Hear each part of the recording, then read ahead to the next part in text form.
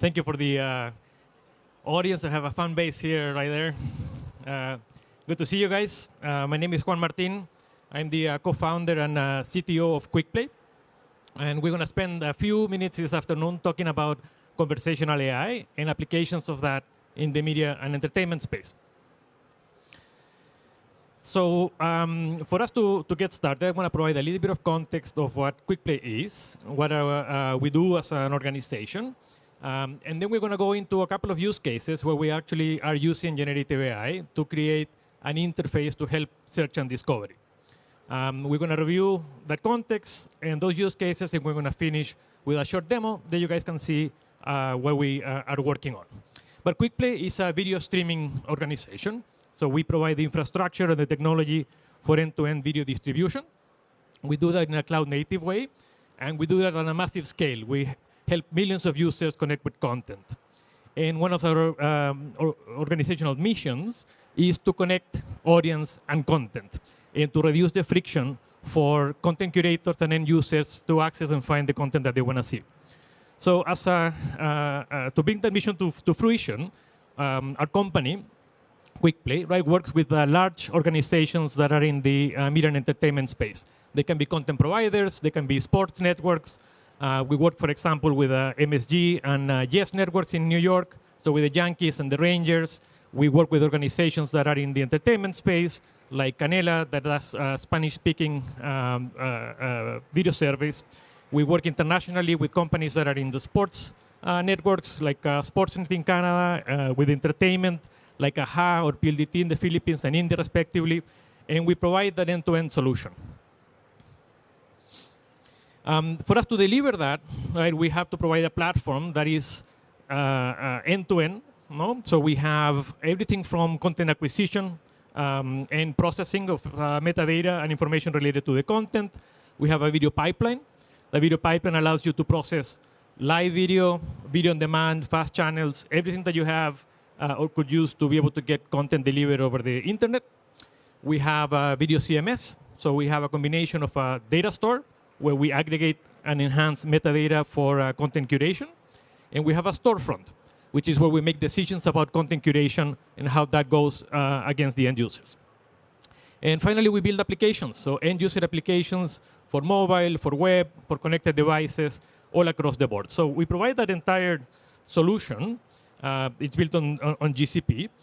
But what is interesting is that we're doing that to be able to connect users and content and to enhance engagement and monetization. In order to do that, it's very important to have a solid data fabric, right? So connecting all of the signals that we have in the platform, whether that's for content, right? So understanding the nuances of content and the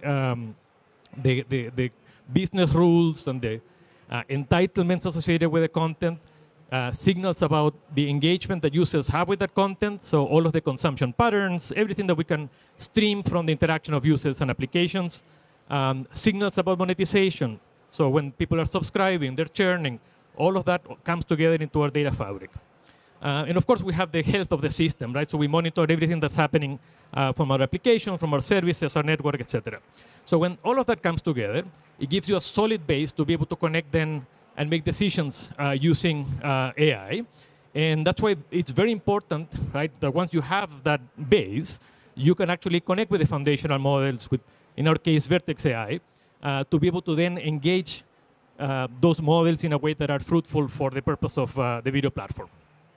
So our architecture, and that's why we say that architecture matters, is not only because we're able to aggregate enormous amounts of data, but we're allowing that integration with the different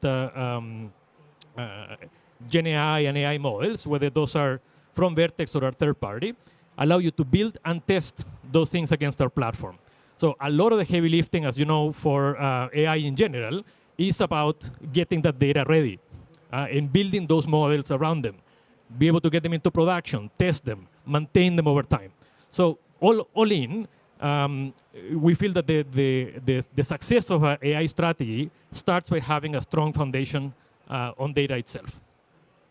So with that said, the context of this exercise is to then use that information to improve the way that users can discover content, via the programming that we offer for our content curators.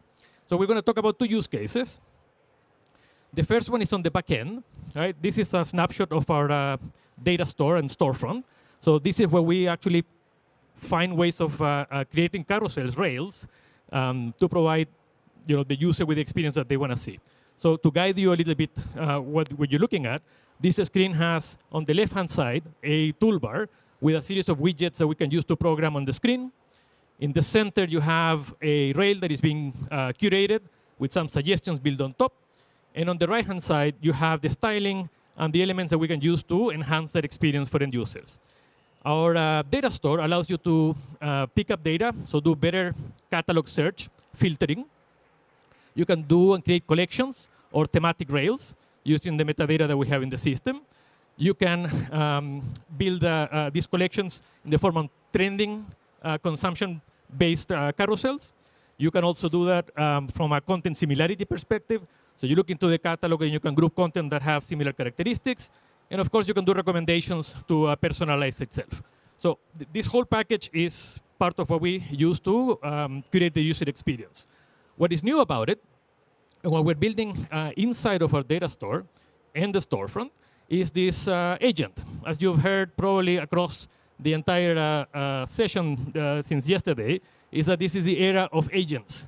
Right? Whether that's for marketing or for data, and we're no less building an agent for content curation. The idea here is that you are able to connect quicker with the content that you have in your catalog and create more novel ways of presenting that to users. So, for example, we had an earthquake in New York a couple of days ago. I'm Chilean, so a 4.8 degree earthquake is nothing but a tremor. But nonetheless, you may want to have something thematically aligned with an earthquake or natural disasters. So you can engage your conversational AI to find out content and create a rail or a suggested rail that is built on that theme. You can also ask and engage the agent to then propose solutions for merchandising. Right? So how are you going to present that rail? In what format? What is the copy? How do you want to put that in front of end users? So all of that is an effort to help reduce friction in the process of discovering content. It allows you to then not necessarily have to know the data model, for example, behind the catalog to be able to find content. Right? You can ask for solutions that will allow you to find the content that you want. To give you a sense of what is different from the traditional way of doing content curation for us, we typically focused on augmenting the metadata. So using advanced AI and neural networks to enhance the way that we can describe content and how we can create fingerprints that describe not only the video, but also the emotional payload associated with that video. And we use that to then do the content curation. What we're doing here now with generative AI is expanding the knowledge base that we're searching against. So it's not only depending on the data that we have, but it allows us to go and search for plots or for characters or for the cultural references that may be embedded in the service. So all of that gets aggregated on top. It allows us to get a little bit better at finding content that has interesting characteristics. So one of the use cases, on the back end. The other one is on the front end. We will do a quick demo in just a moment. So for the front end, we're using a voice assistant and a very similar approach where we're using the large language models and natural language interaction to be able to provide an experience where users can enhance search and discovery. So just so you get a sense of the flow here, we've put together a bunch of foundational technologies, including a voice assistant, an Android voice assistant, the speech-to-text provided by Chirp. We do a bit of prompt engineering to provide the appropriate context and manage the semantics so the questions that go to the LLM are appropriate. We then use PaLM2 as our backend, and we query, based on the user's asks, and then apply business rules in our CMS. So we can manage, again, to contextualize the response against the catalog that we have in existence. So if the content is there, we will present it. If it's not there, we want to have a gentle nudge towards content that is available, so to provide that end-user experience. And finally, we will convert this back to the voice response so we can close the loop. So in general, what we're trying to accomplish here is a better interface for engaging users and finding content in a way that we use these technologies that are operating behind the scenes. So let me show you how this works, and then we can spend a bit of time on Q&A.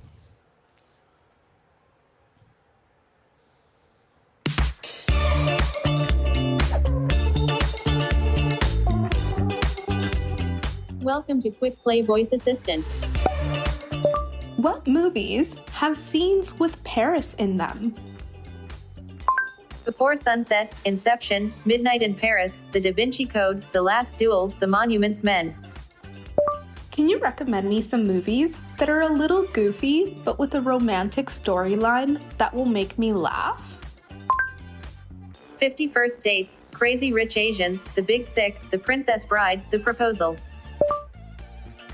What was the name of that movie about a guy who gets stuck between some rocks and has to get himself out of that situation? 127 Hours. Wasn't that movie based off of something? Yes, it is based on the true story of Aaron Ralston, a mountain climber who was trapped under a boulder for 6 days in Utah in 2003.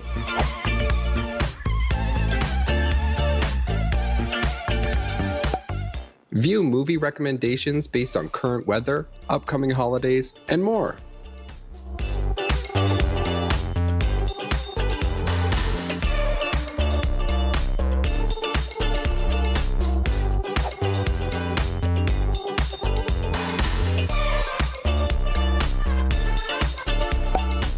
Not sure what to watch?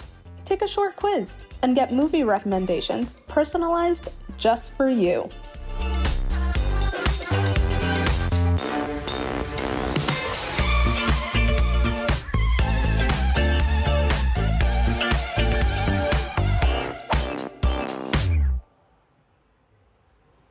All right.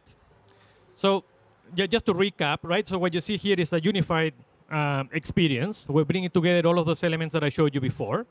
And I think it's a good example of where AI is going to continue to go, right? We're going to get deeper and deeper into use cases. We're going to train those models with proprietary data or data that is relevant for the industry that we're part of. We're going to ground those results in things that we can verify, right? In our case, that they're present in a catalog that one of our customers is putting forward. And altogether, we're going to become better and better at doing things on top of the foundational models that are allowing us to get here in the first place. So that's what we wanted to share with you guys today.